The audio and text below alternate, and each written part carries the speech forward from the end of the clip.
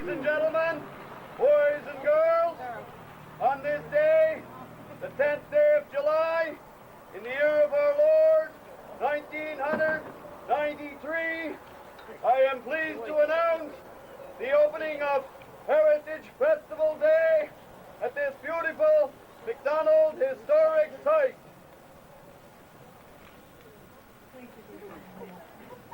Good afternoon, everyone.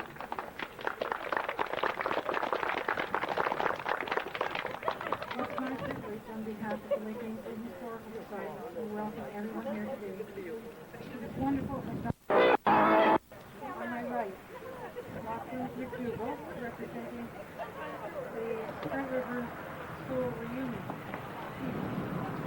Edward Campbell, representing the Sprint River School reunion committee. Pauline McLean, President of the Iona Commission. Mary Margaret McLean, our counselor. Reverend Janet McLean, our speaker for our ecumenical church service in Moore. Our MLA for Inverness County, Charlie McArthur. On my left is Neil, our town crier.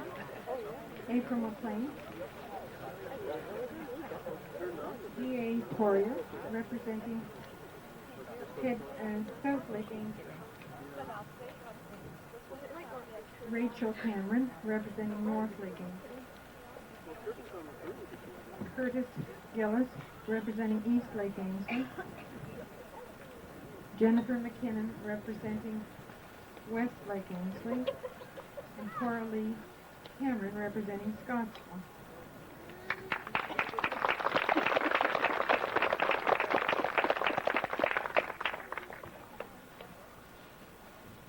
First on the program, we'll ask Janice to give a prayer.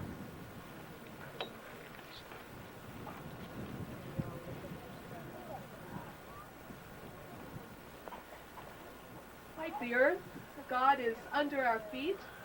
Like the sky, God is above us. Like the distant horizons, God is beyond us. Like a pebble in the lake, God is in us. Like rivers flowing into the lake, we are in God. Let all that we do and all that we say be acceptable to you, our God. Amen. Thank you, Reverend Janice McLean. We'll now ask Mary Campbell to raise the flag, and then we'll sing O Canada.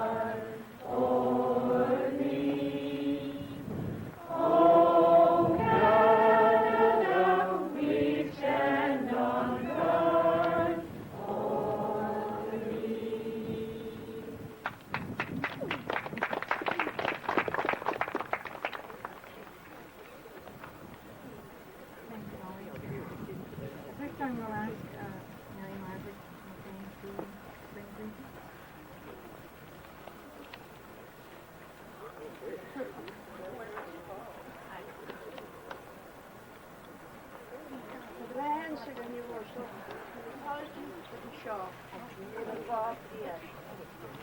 And you could patch on food, for failure, orchery, or haste. And the office could be war, the gate at food. And the pain from the Lord's heel, the something, the Lord's of every a more than the errors that you show. I was not convinced on the whole.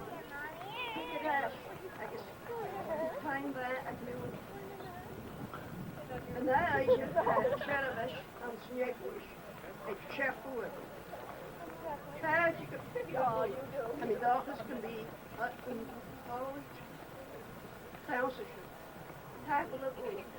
Now, for those of you who don't understand the Gaelic, I will make an attempt to translate what I say. Ladies and gentlemen, boys and girls, I am very happy to be here on this beautiful day. I want to welcome all of you to the Lake Ainsley Historical Festival.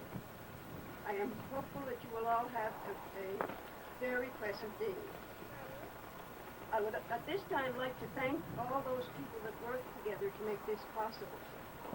A lot of hard work was into those type of occasions, and I certainly think that the people here deserve a round of applause for their good work. There's a lot going on here today, and take advantage of all the different demonstrations and all the things that are going on. Tonight there will be a dance in the barn. Come back again, and we'll all have a good time. Tomorrow evening there will be a service worship at 7 o'clock in the church, in the Lake Ainsley Presbyterian Church. Once again, welcome all of you. I hope you all have a good time. Thank you.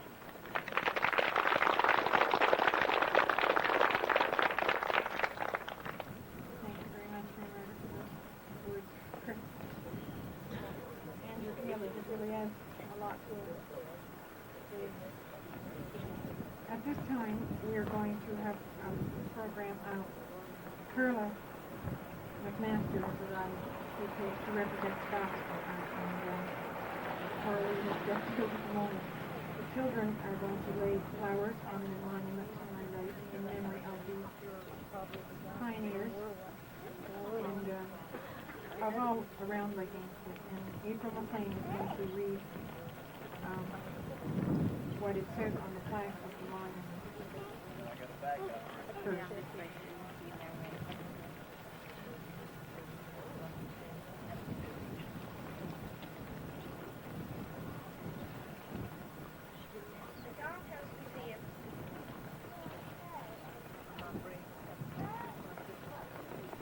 Townhouse Museum Historical Site was established in 1979 by the Lake Ainsley Historical Society in memory of Alexander MacDonald and the other pioneer settlers of the area. This site has been donated by Charles N. MacDonald and his wife Jessie White.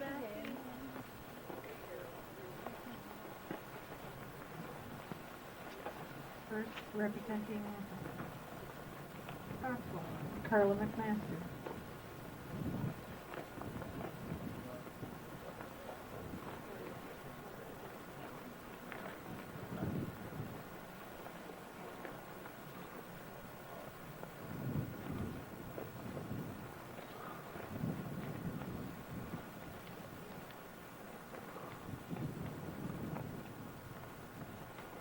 Second, representing North Lake Ainsley, West Lake Ainsley, Jennifer McKinnon.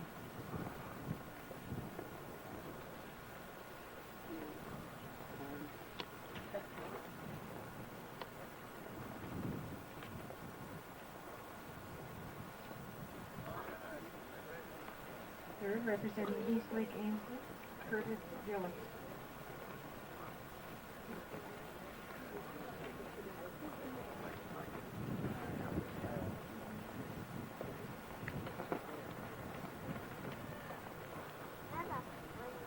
Fourth, representing North Lake Ainsley, Rachel Cameron.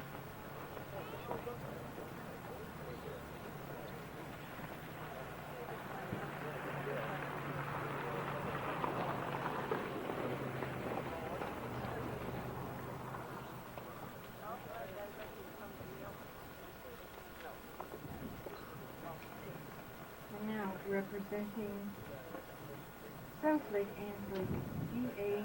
Poirier.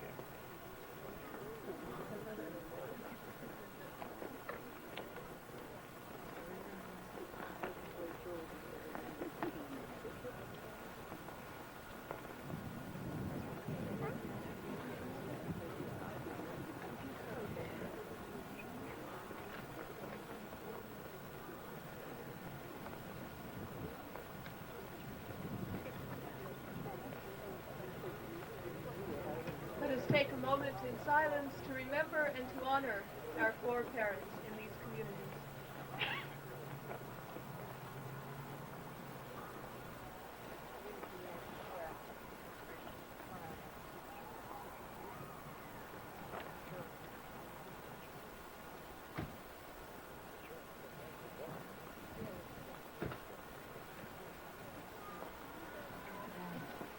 Thank you. Next, I'm going to ask Paul McLean to bring the readings from the album.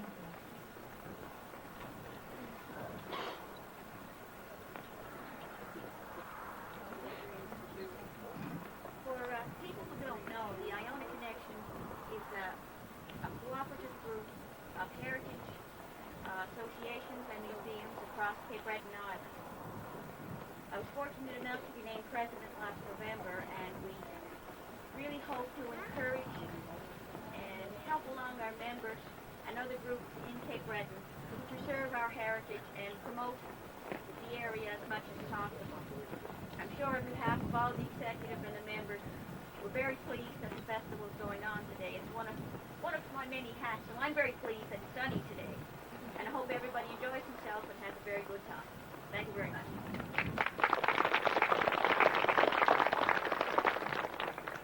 Thank you, Pauline. We want to give a special welcome to all those who are part of the Trout River School reunion. I hope everyone is enjoying this reunion as much as I am.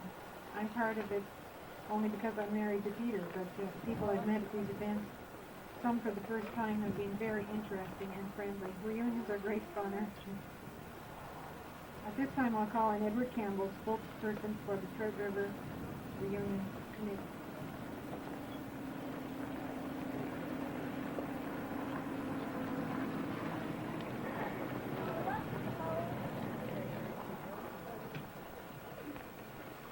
Madam President, speakers, ladies and gentlemen, on behalf of the Reunion Committee of the Trout River School, first of all, I'd like to welcome you all here, and I hope you'll have a pleasant afternoon. I particularly would like to welcome the former students and teachers that attended and worked in Trout River School. You'll have a pleasant time and enjoy the afternoon and all that's going on. Welcome you here, and thank you very much.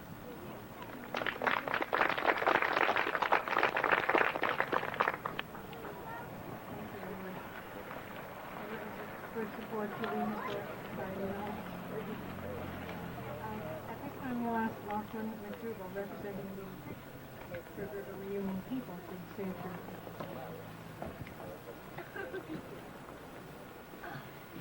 Not as smart as the rest, I got to carry you.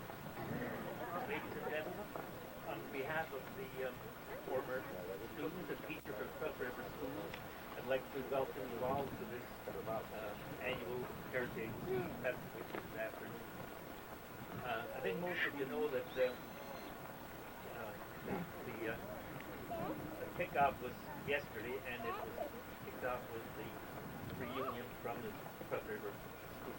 And I was told that there was, I think, 50 students registered there, which I think is a pretty good number.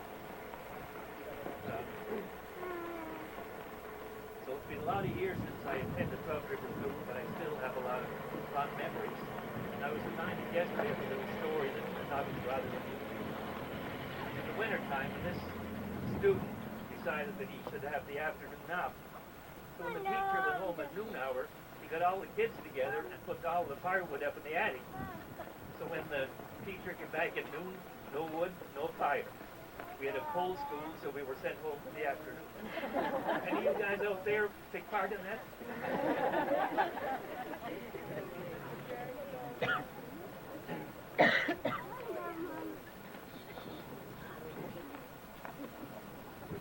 I imagine there's probably a lot of people out here that would like to take some group pictures after the festival is sort of over. And if so, like with the students and teachers from the Trout River School get together somewhere around the side of the house, we can have some group pictures taken probably. Now, lastly, on behalf of the students, I would like to thank the committee for arranging this reunion. I think they did a great job, and they're to be commended for it, and we will be forever grateful. Thanks very much.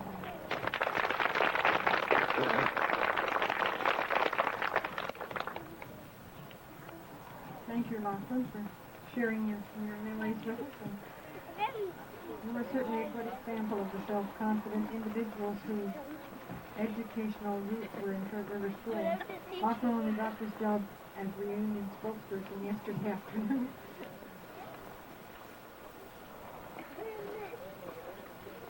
Next on our list, we are going to ask Charlie MacArthur to make a presentation of the Order of Good Times to reunion members from out of the province.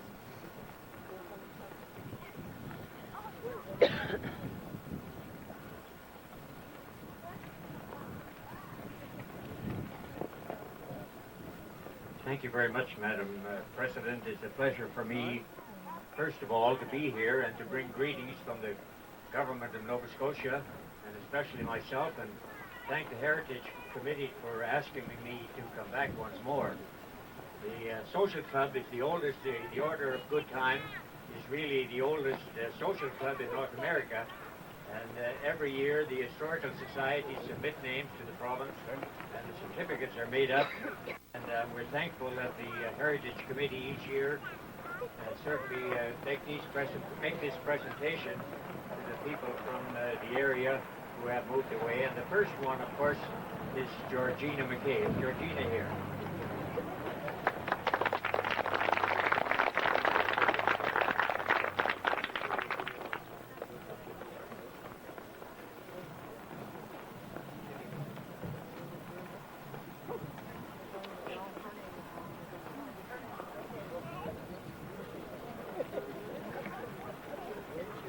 The next one, of course, is Myrtle McDougall. Is Myrtle here?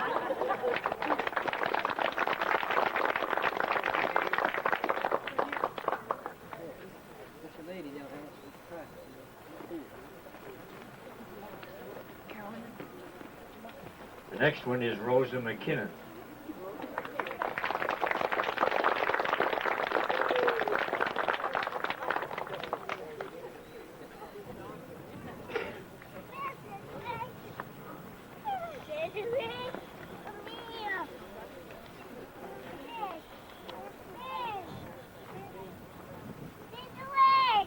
The next one is Delina A. I hope you're pronouncing this right. Brinko.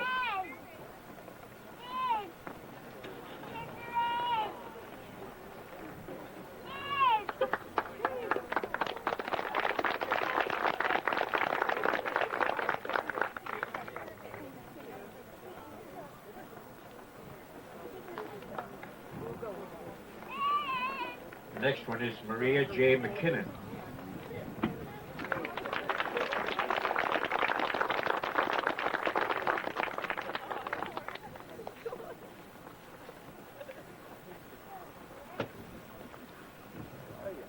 The next one is Donald C.N. McLean.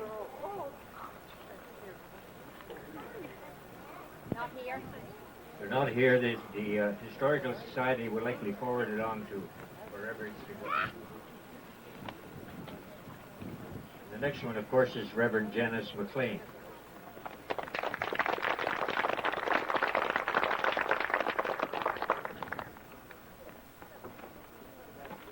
The next one is Lachlan McDougall.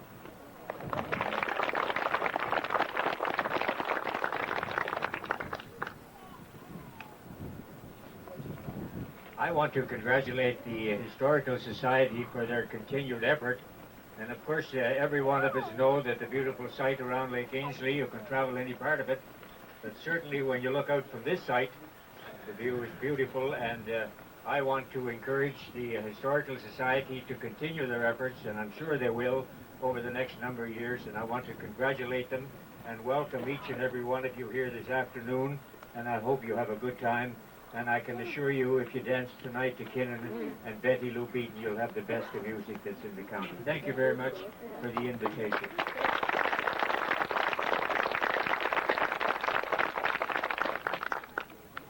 Thank you, Mr. McCarthy, for your faithful attendance always at our festival and your support of the Lake Ainsley Historical Society. This is the 14th anniversary of our Historical Society, and for many of those years we put on the Lake Ainsley Heritage Festival. Volunteer work is the heart of our society, and believe me, we have a big heart. Members and friends of the Lake Ainsley Historical Society give a great deal of time this year to ensure the survival of this museum and the society. I'm very proud to be a member. I'm proud of the way everyone has pulled together to ensure continued success of the Lake Ainsley Historical Society. I think we should give ourselves a big hand.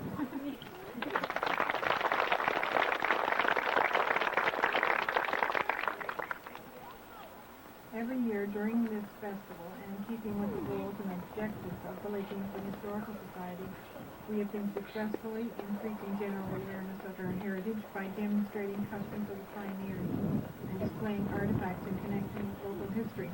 This year is no exception, and we have many interesting demonstrations planned for this afternoon. And I would like to express the appreciation of all Historical Society members to all those who are demonstrating and showing their crafts here today. Of course, the old-fashioned burn dance tonight with Kinnan and Betty Lou Beaton will take some of us back down memory lane. We want you to experience history here today. Our one-room schools are part of your history now, and so the heritage demonstration that we have first planned is a one-act play written by Edward Campbell and set in a one-room school. Since Glenmore School is too small to accommodate this crowd, we've set up the desks in the barn, and we invite you to move to the barn. Now I'll ask Google McNeil to make the announcement.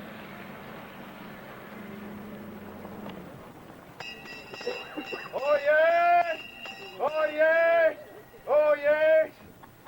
The play will now commence in the barn.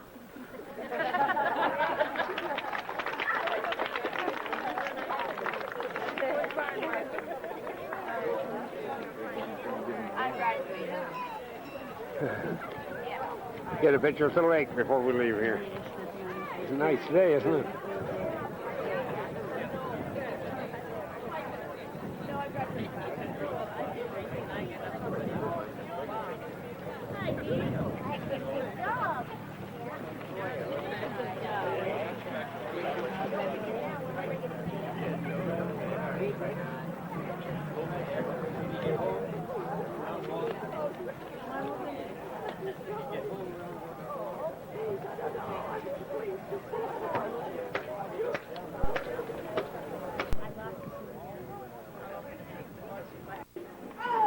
Campbell. He more or less did it as a pastime in the winter evenings when he lives alone. He never expected them to be produced and put on. He just was writing from his memories. But this is the third one, sort of a trilogy. This is the third of his plays that we have put on here. And he wrote all of them when he was very near the age of 80. And he recalls the incidents of his boyhood and his teaching days. First play was really a Cayley, and the second play was featuring school children and an incident that happened in the Hamilton School. Many of you saw that one. This one takes place in the Trout River School. So now I'm just going to check to see if they're ready.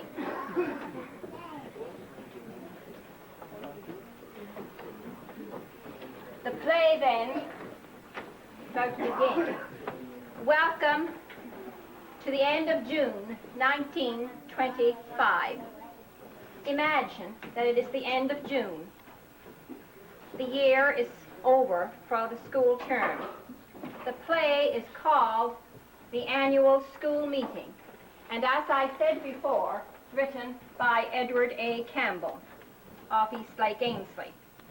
The characters in this play are being played in as much as is possible by their relatives. Now, due to time and distance, some of those taking place have come from Ontario. Some of the people taking part in this play today saw the part they're taking today. So you will have to bear with us and see how innovative we are when we put on a play at Eastlake Ainsley. The characters are Dan John McDougall, being played by his son Ian McDougall, Minnie McDougall by her daughter Marie McKinnon, Alan L. McMillan by his son Peter, Alban McMillan by her daughter Ann Matheson, Tom Campbell by his grandson Hugh, Howard McLean being played by Donnie McLean, Jim Alec McDougall being played by a neighbor Lachlan McDougall, John T. McLean being played by Charlie McDonald, Alan Jack McLean by his son DJ, Loretta McLean by her daughter Jessie McDonald, Dan H. McMillan by his grandson Kevin McMillan, and Maggie Ann McMillan being played by her daughter Georgie McKay. So the day's work has been done. John T. has put the cows in the night pasture. Jim Alec was painting the church all day, but he has the mail ready for Willie John Van to take in the morning. Alan Peter was in Inverness today. He brought cream and curds and some potatoes there. Tom Campbell was repairing his own barn floor, getting ready for the haying. And Minnie and Alban, both of them, set the bread before they left home. And Alan Jack has just come home. He was away doing carpenter work in Port Hood all week. And Maggie Ann was washing the wool today. And Dan John, by the way, went for a little pig. And Danny Doken was butchering up at Danny Hannes, up here today. And Howard was working on the road with Angus McKay. And Loretta was sewing all day long for some neighbor's children. And she's going to do more of that when she comes home tonight, that is, if it's not too late. So now, the play begins.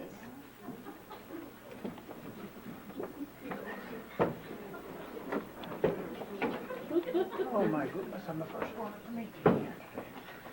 Isn't that gracious?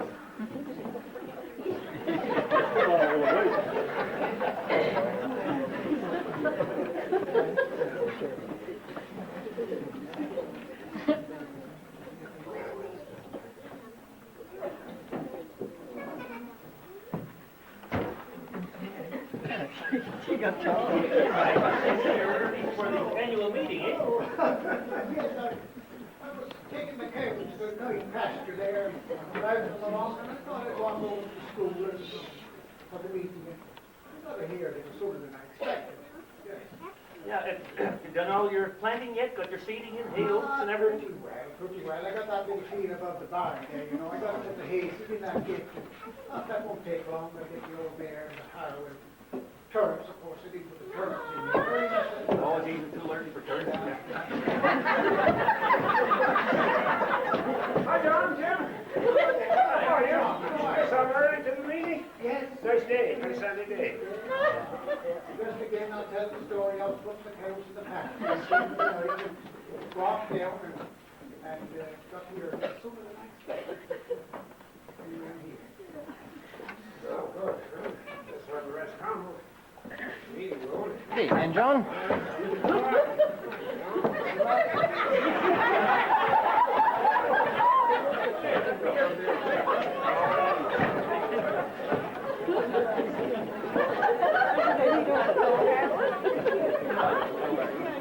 Good evening.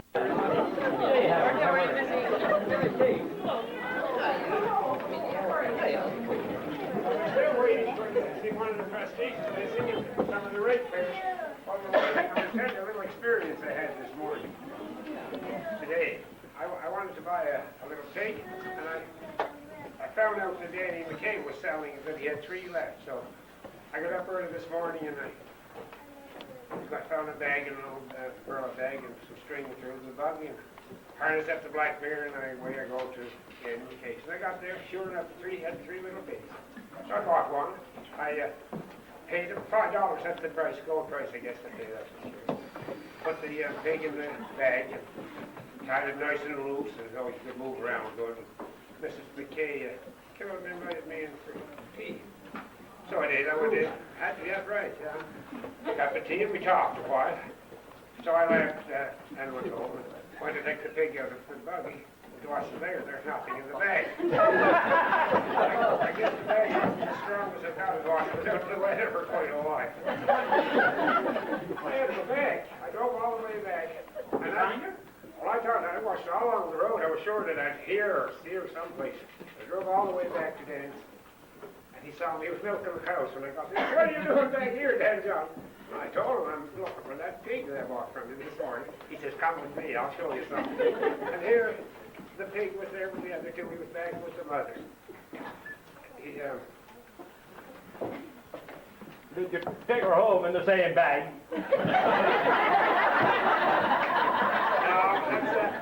that's for the first wooden box from Danny McKay. Everything went good after that.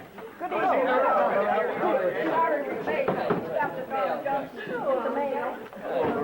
Hello, Helen. How are you? Getting over the cold. Well, he's better, but Flora's gotten awful cold. Everybody's in, I think we can start. I move that you chair the meeting yourself, then, John. I second the motion. Well, I guess if somebody should put that motion through, I'll do that. It's been moved and seconded that then John chaired the meeting. All in favour signify by saying aye. Aye. Contrary-minded, nay, if any. Well, Motion carried. you only quit a few years now, so I'll try it one more time. By the way, anybody bring the lantern? It's going to be dark soon. No, I didn't. I don't think anybody did, but I think if we drive and, hurry up, we'll be done before dark. Okay, well, we better get the meeting going then. Could we ask the secretary to read the minutes of the last annual meeting, please?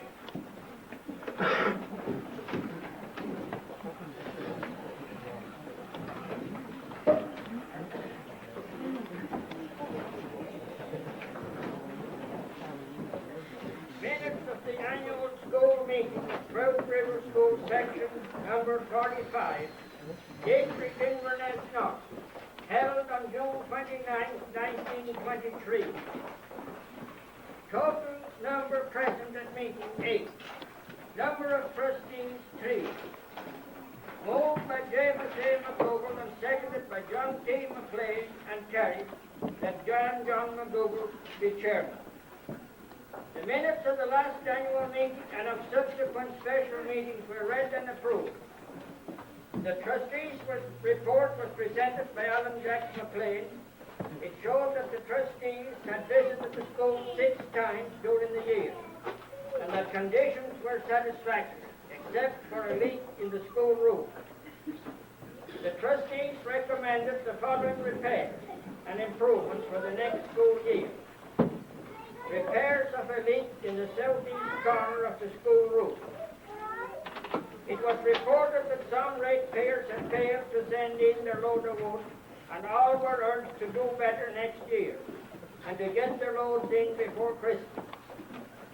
There were no problems reported with boarding the teacher or giving him dinner, as he is a very agreeable fellow. The financial report was as follows. Receipts from all sources, $96.90. Arrears of wages for the school year 1923-24, $109.10.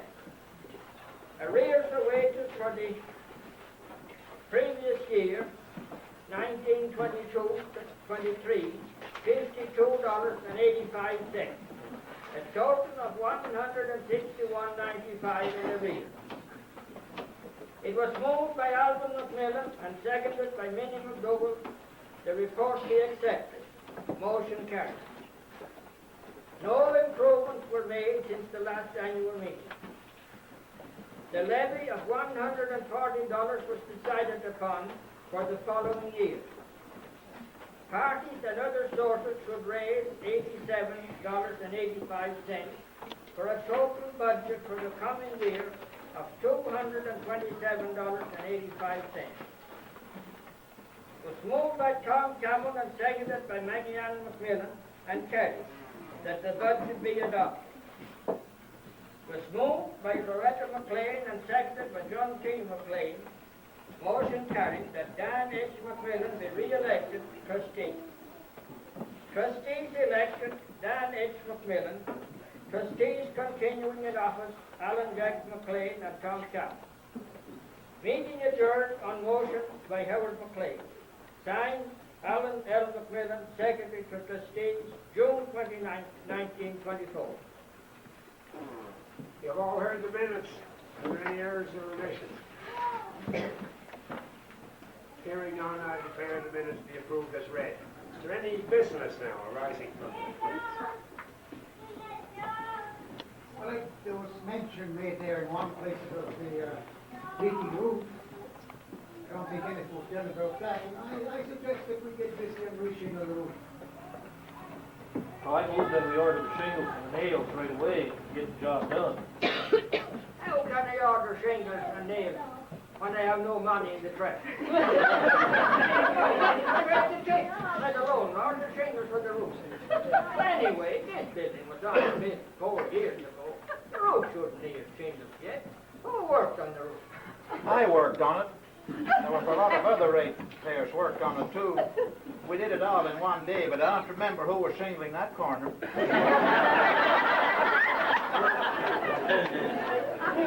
I was here for a while. I think I might have worked in that corner. I probably nailed the shingles down pretty good. 3 or 4 nails in every shingle. Did you joint them as well as nails? What do you mean, joint them? I know how to shingle a roof. No, I'm not very sure of that. I move that maybe at this point that Alan Jack, he knows about these things, will check that roof. Maybe patching will do for now and it will cost less. Because we need all the money we can get for the teacher. Archie is going to college in the fall. He needs all the money he can get.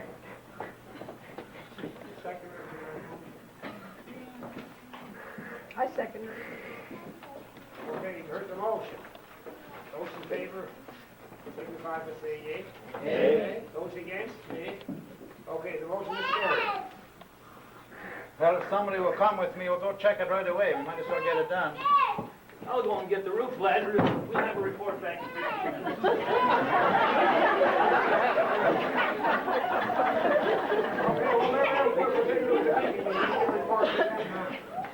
When they return.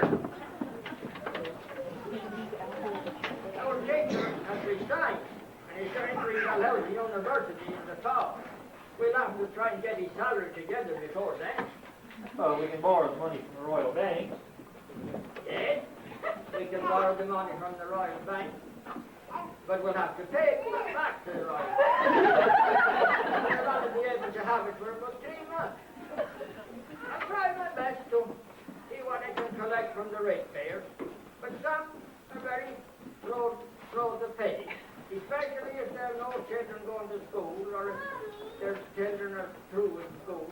They hard to get any money out of them for education. But I'll see what we can do. But that's why we're so far behind. I think you should get what you can and push them for the rate. Maybe they could sell a cow or a sheep or something for the money. Oh gosh, man, we shouldn't be too hard on these poor people.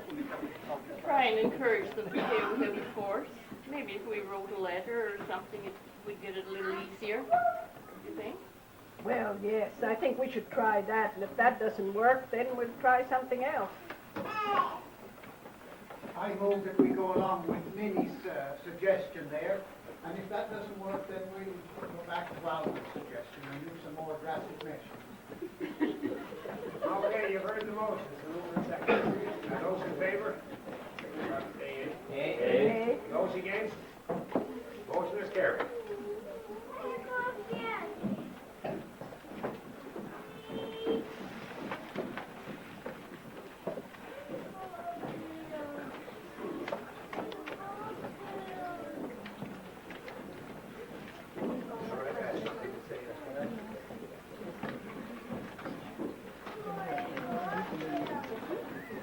while we're on the question of money. I think while we're on the question of money, we should have a couple of parties this summer. Yes, I agree. We need money for a lot of things. 4 broken window panes, a bit late by 10s on the south side of the building there. And the lock from the door is broken. And that blackboard is far too small. And the inspector was here and he wanted to get a bigger one some time ago.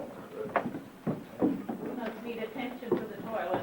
You know, it is hardly usable. It's filthy, dirty, and wet most of the time. You know, that toilet shouldn't even be there. Across the road, it should be, we should get rid of it completely and build another toilet on the same side of the road. You know, they're starting to use that road now. They're running with the horses. You know, the horses ran hitting me with the motor machine. I think we should get rid of this toilet completely and build one on this side of the road with the school. Good idea. And I agree that the toilet room should be on the same side. But they don't agree. If we're going to build a new toilet every time that it's dirty, we'll be building on it.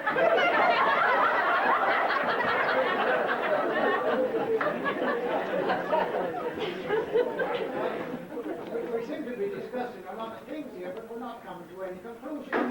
Yes, that's right. Let's get back to our discussion on parties, on summer parties.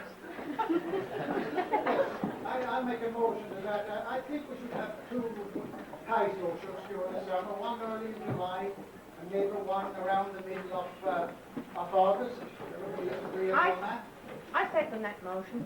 It's been moved and seconded that we have 2 parties. Those in favor, signify by saying aye. Aye. Those against? Good, the motion is carried, so we're going to have 2 parties. What are the duties of this committee? Well, you have to decide on the date.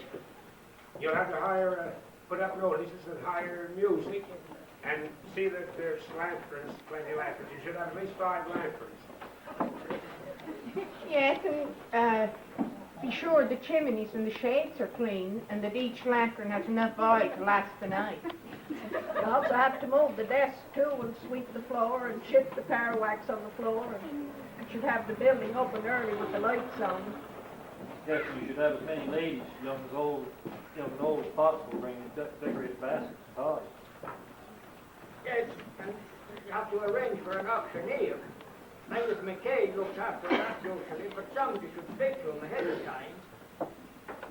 And we used to charge 25 cents admission at the door, but maybe we could raise that to 30. Agree? Okay, that's agreed upon.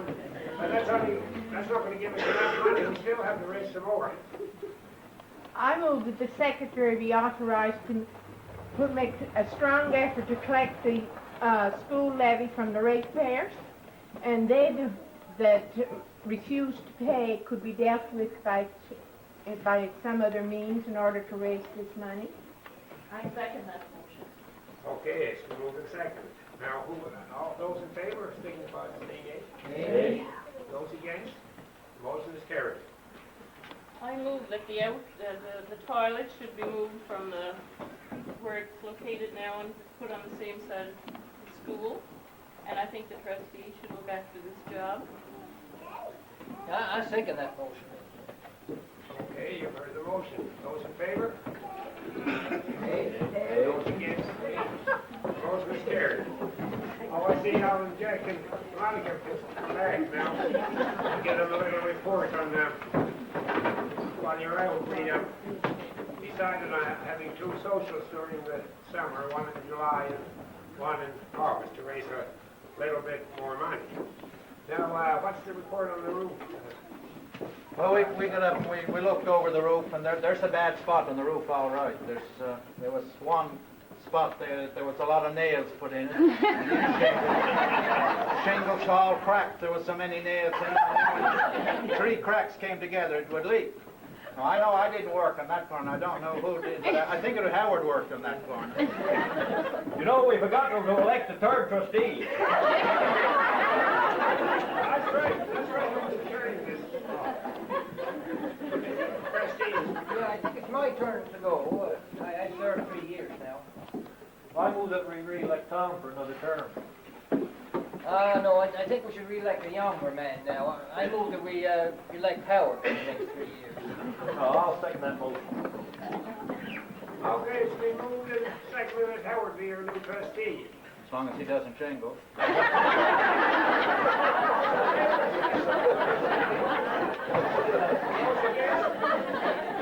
Howard, you're the new trustee for the year. Well, I think if that's a no dollar business, I guess a motion for adjournment is in order. I wonder if we could get Howard to look after putting the fires on in the fall. Want to make a motion or what? Well, he probably do it anyway. I want to be warm, though, did it? I move that this meeting be adjourned. I second that motion. Okay, it's moved and seconded, so the meeting is over. Thank you very much for coming.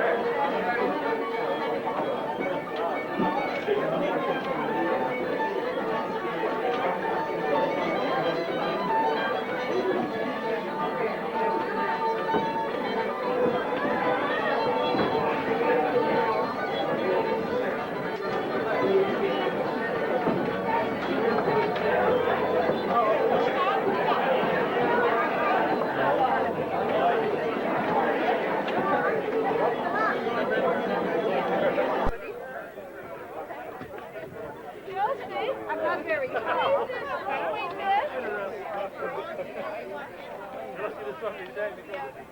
Can you see us, Paul? Taking us all into this. Maybe we can close in a bit. Where you be? We're going to get in closer. I see. The ones we offer wide.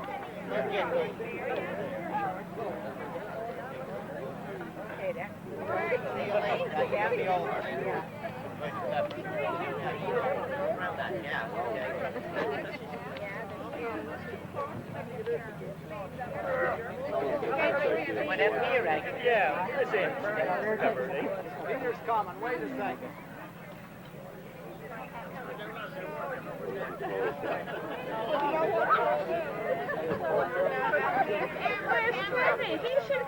Peter! Come on! Well, no other way for the rest of the crew. We're all in a hurry. What did you think about that? I have to go over there. I have to go over the pig. Oh, I think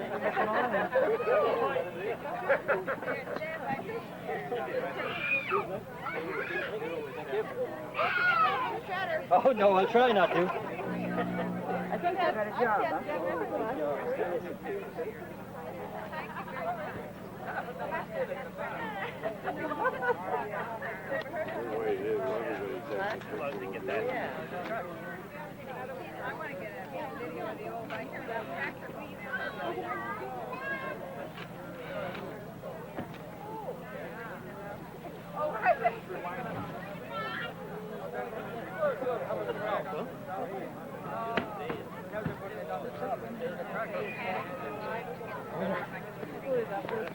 Oh, yeah. Take a look at that one. So let's ask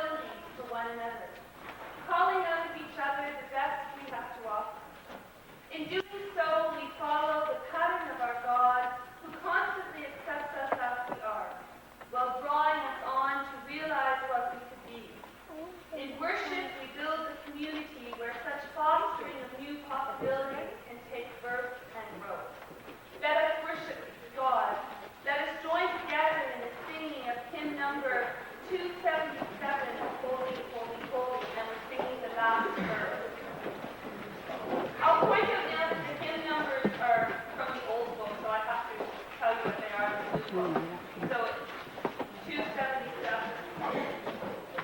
and the last verse. Amen.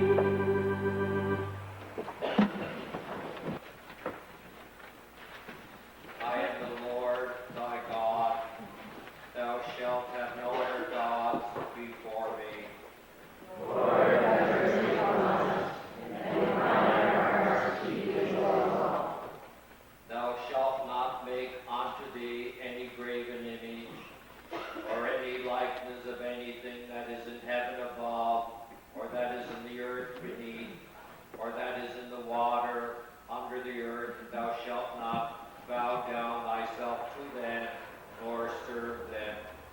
Lord, have mercy upon us, and incline our hearts to your law. Thou shalt not take the name of the Lord thy God in vain. Lord, have mercy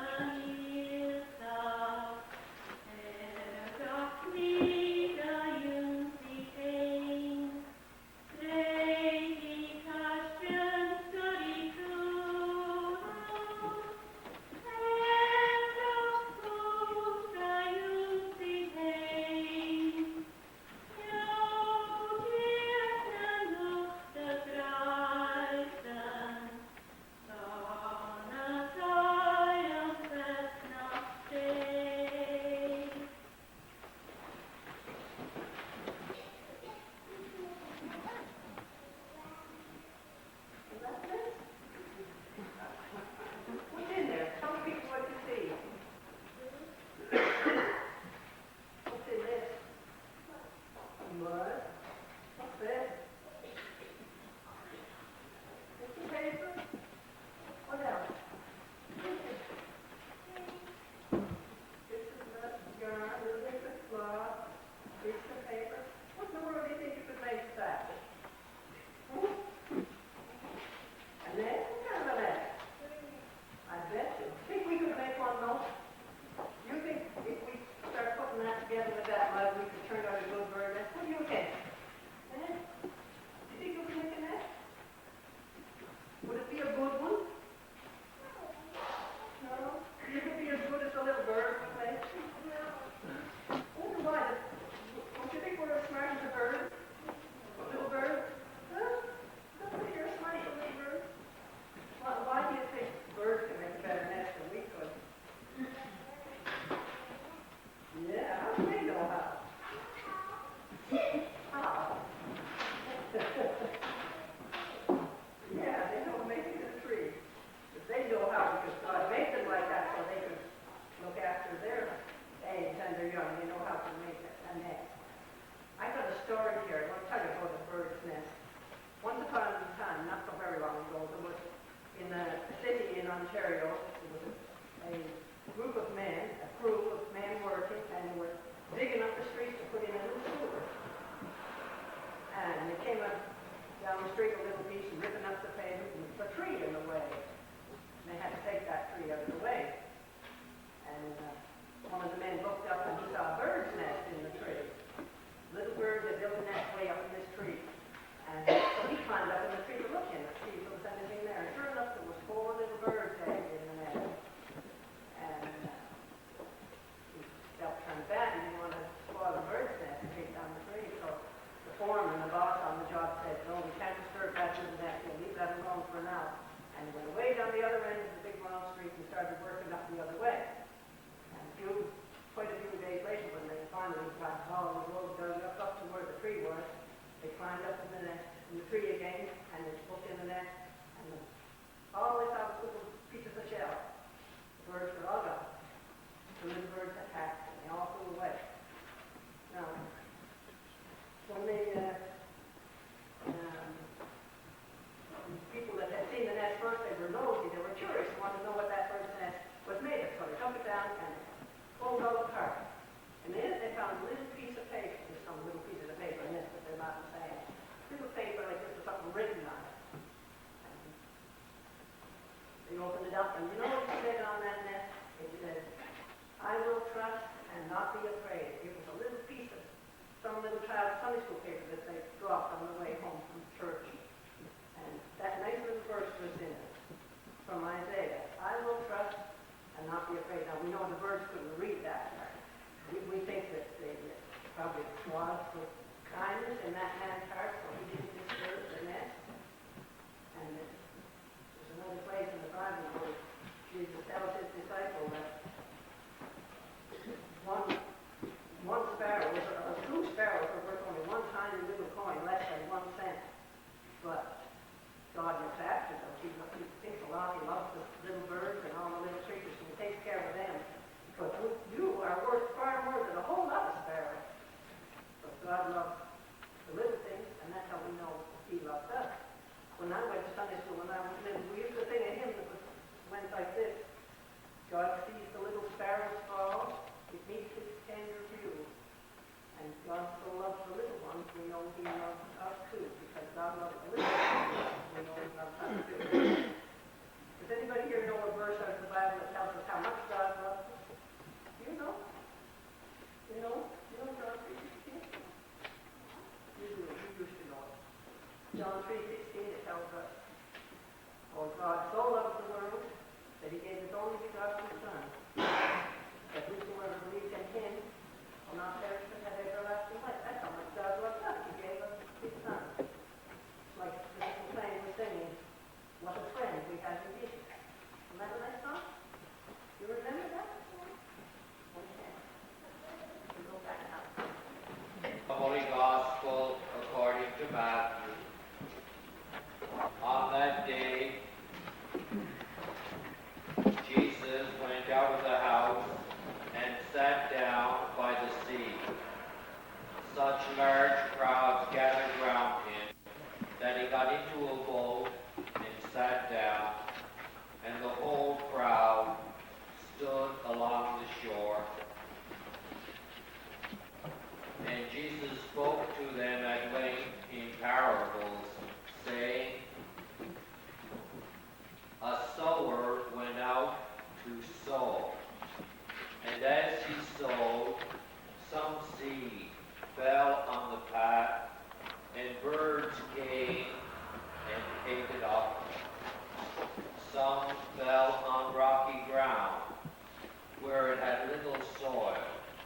It sprang up at once because the soil was not deep, and when the sun rose, it was scorched, and it withered for lack of roots.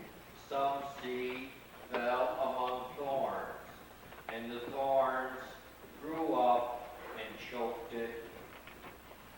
But some seed fell on rich soil and produced fruit, 100 or 60 or 30-fold. Whoever has ears ought to hear.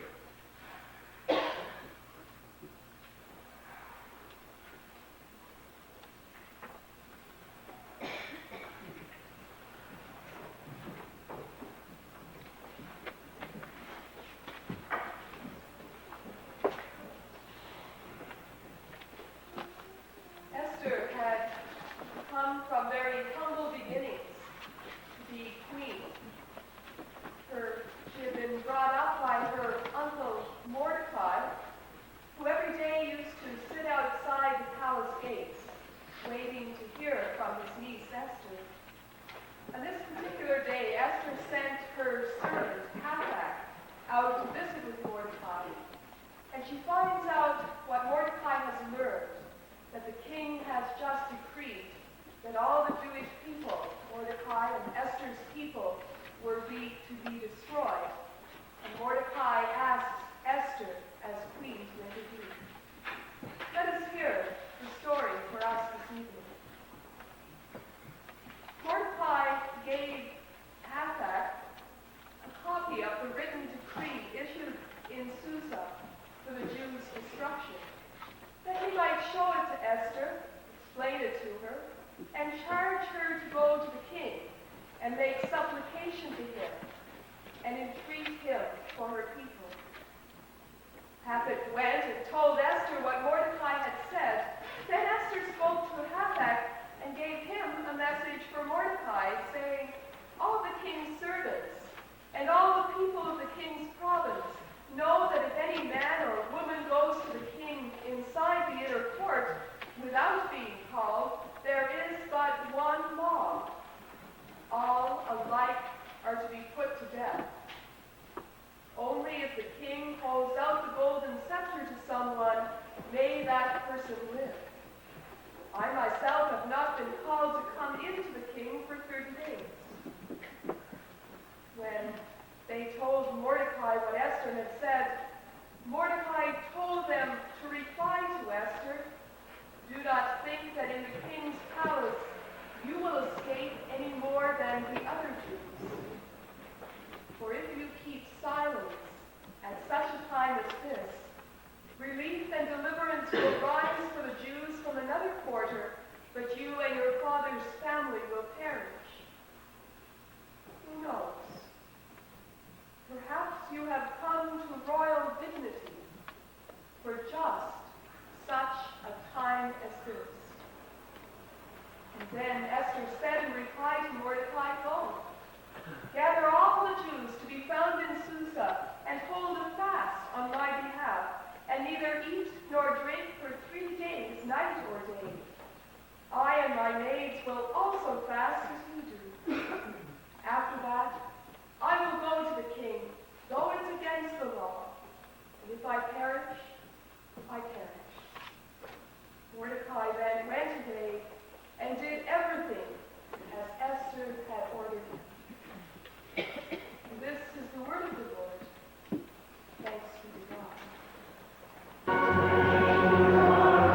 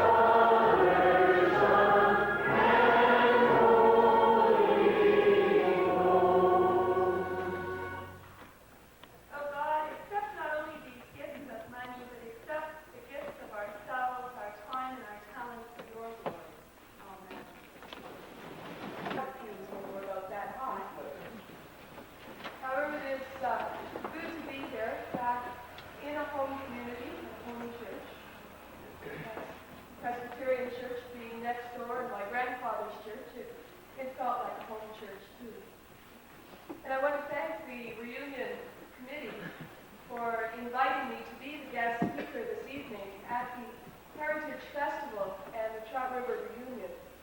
I think it's been a weekend that I've looked forward to and a weekend that has been a very good one. I was realizing during the weekend that it's something like 29 years since I started school in Trout River, and then for the next 21 years or something like that, I remained in different kinds of classrooms, but somehow writing ABC down the side of a page and erasing my letters that were backwards and doing them over and over and over again. Somehow those 2 years at Trout River were the best of times. Well, a reunion somehow at a heritage festival, it naturally draws our attention to the past. And we've certainly heard throughout the weekend lots of stories about the good old days, those school days, and our experiences in Trout River School. Stories about a certain lilac bush and a 51 farm. Stories about wood that disappeared in aid of an afternoon on school. And stories about a whole school being allowed outside to watch one of the first airplanes fly overhead or a snowplow cutting through the drifts of Trout River. Good old days. And yet somehow we are inevitably tugged into the future and into the reality of what it is we have to do tomorrow. And for some of us here this evening, it's a return to the routine of our everyday lives. For some others of us here, it is a return to a home that is further away. And I guess, too, I'm particularly aware of my own tomorrow. I'm flying to Europe for a year of adventure, I hope. All our past, with its memories and traditions, our past with its hopes and its stories, our future, with all its dreams and expectations, with all its desires and its hopes, the past, the future, they cradle the present. And that's the time I'm drawn to speak about this evening. Such a time as this. And I invite you this evening to think of Esther. The young queen was challenged by her uncle Mordecai to do something to intervene, to help her people. Her problem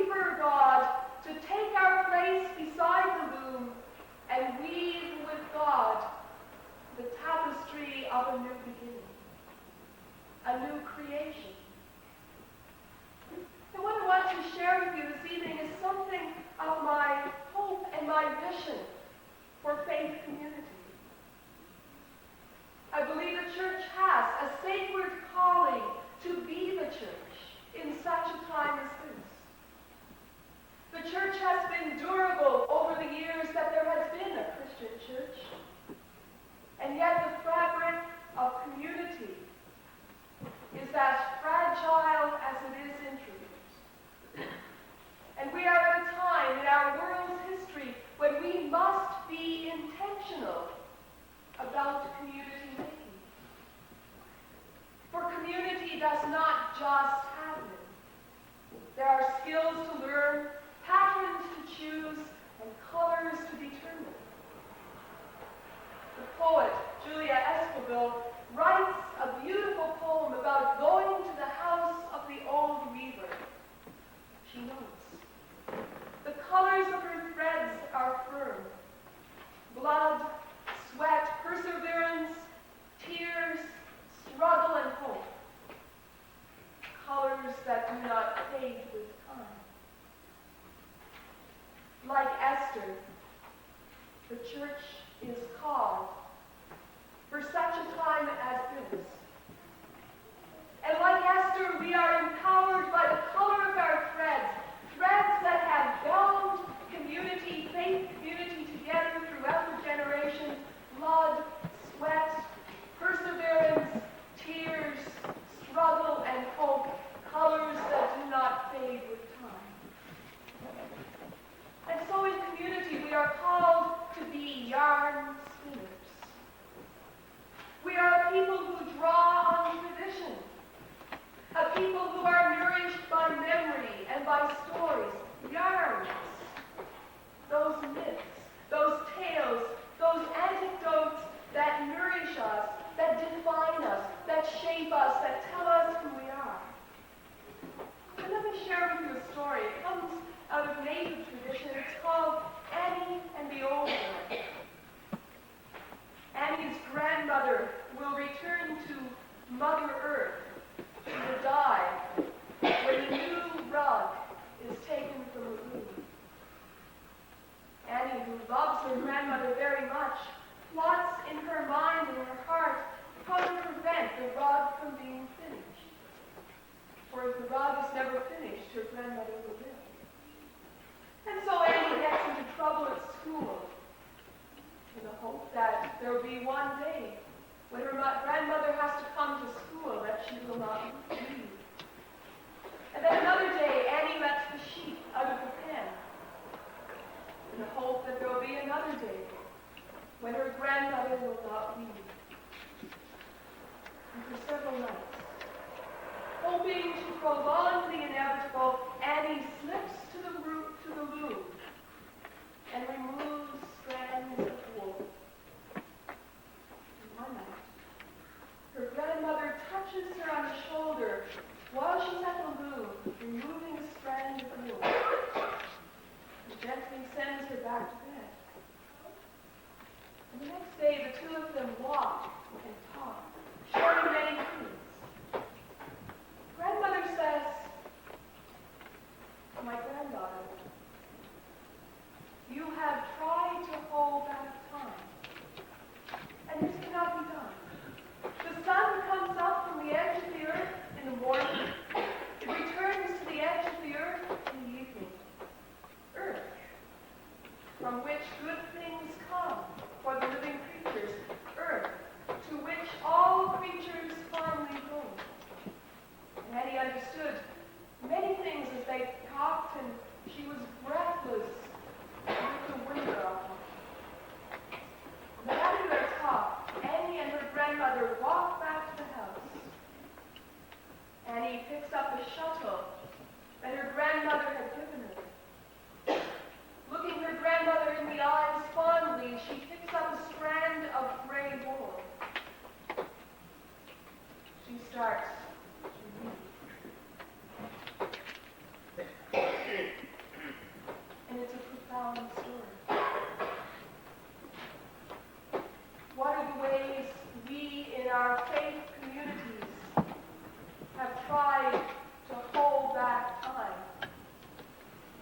You know, think of the times we dig in our heels and refuse to let there be change. We've always done it that way.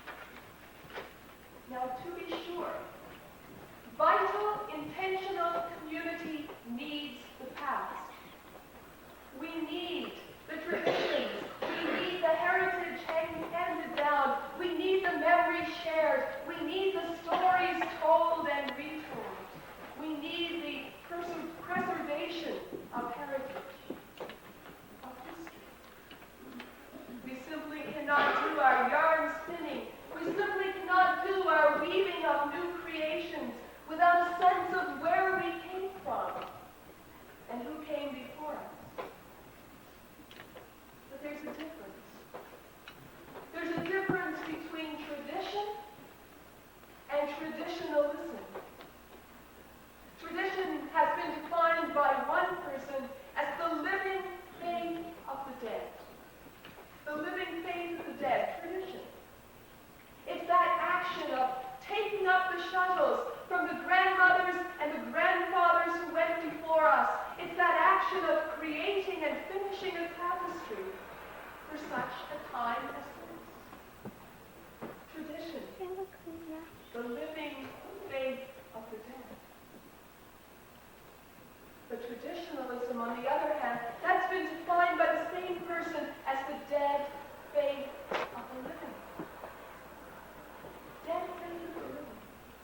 It's choosing repeatedly to do the things the way they were always done. It's choosing to live in the past, in the good old days. It's picking out the strands, hoping that change will never come. Yarn spinners, in vital, intentional faith community, will need to pick up the shuttles from themselves, handed down by the poor parents that come before us.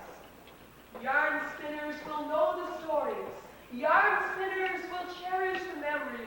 And yarn spinners will weave a community that is rich in heritage, and yet vital, alive, and responsible in such a time as this. That's yarn spinners in a community. And faith community also needs web builders. Many native people regard spiders as the sacred weavers. And out of their very bodies, spiders spin strands that become majestic webs, and you've all seen them, glistening in the sunlight. Webs that connect a blade of grass to another blade of grass. Webs that connect a window edge to window edge. The spiders, the sacred weavers, spin with intense energy and effort. They give birth to threads of connectedness, bringing together separate edges, separate walls, creating boundaries in space.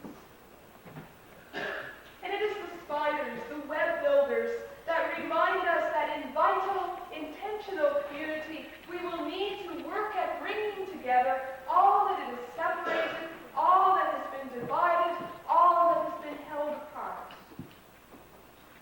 Faith communities need web builders.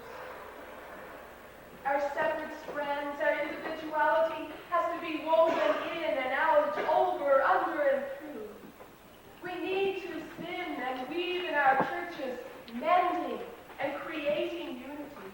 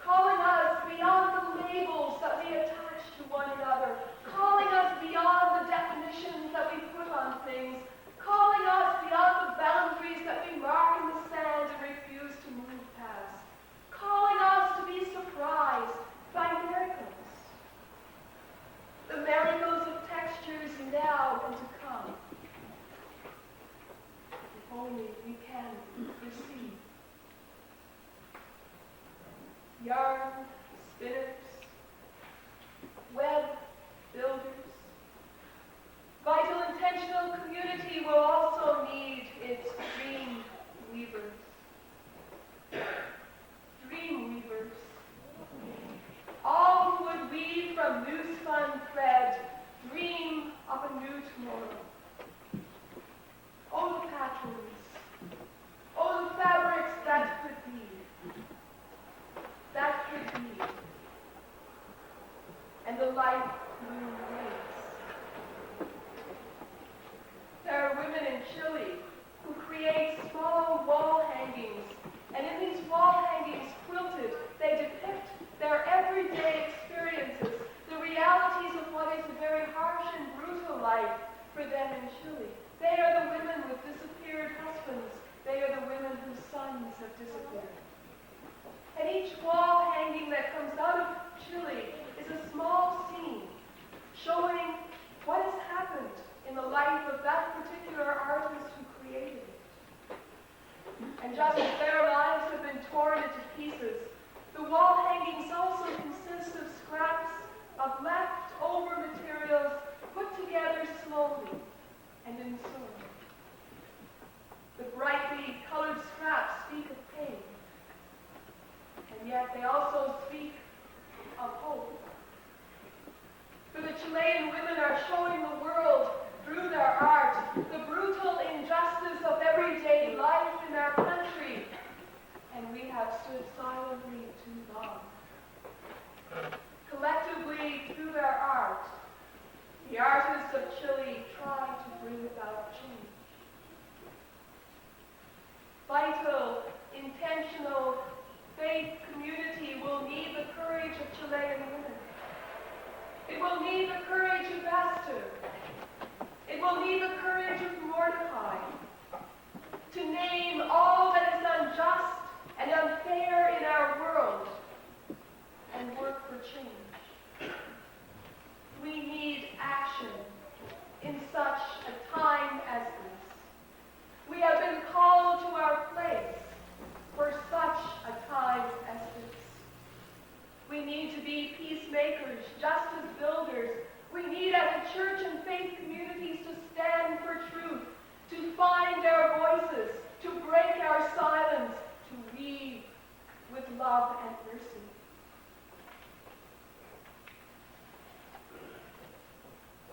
For we are the yarn spinners,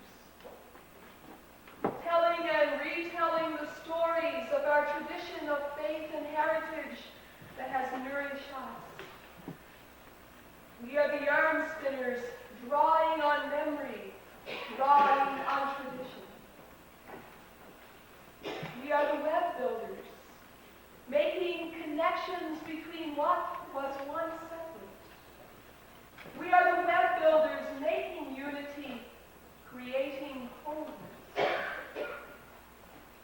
We in our faith communities are the dream weavers, the ones with eyes that can see the glory of what can be, what will be, as the day of justice unfolds.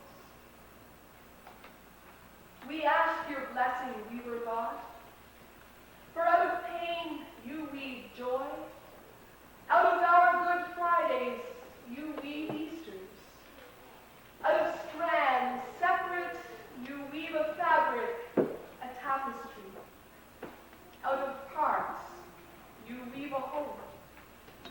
Bless us now, weaver God, in all things good and human, and for all things woven,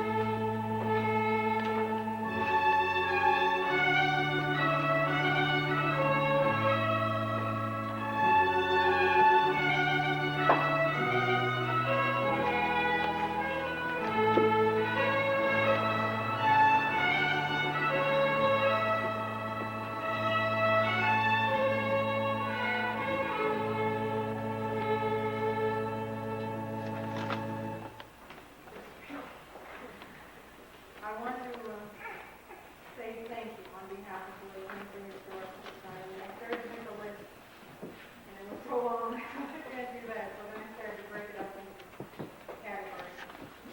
First of all, we want to thank the session and the congregation of East Lake Ainsley Presbyterian Church for letting us use this church in the hall tonight. We want to thank all the clergy and Mary Kay for taking part in the service tonight.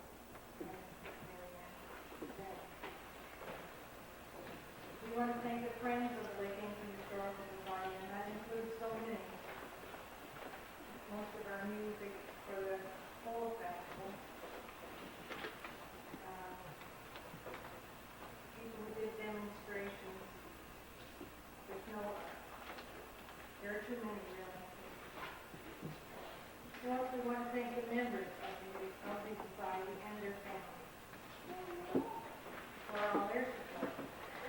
And these members make up important committees: the Trout River Reunion Committee, the Site Development Committee, the Festival Committee, the Food Committee, the Ecumenical Church Service Committee, and for the McDougall's production of the video of the reunion, which we'll have at a later date.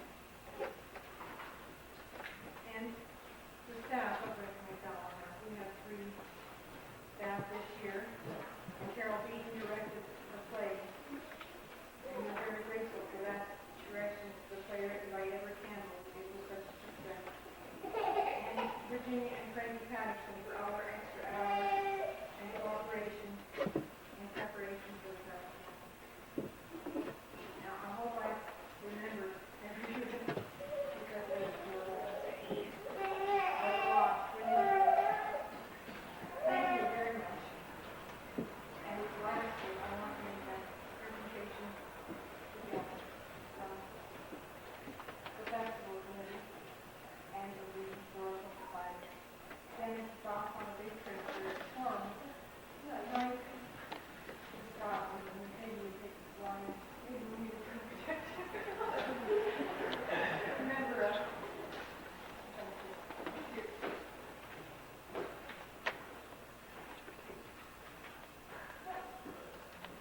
However, school reunion night is Reverend Jasmine Clay. Thank you.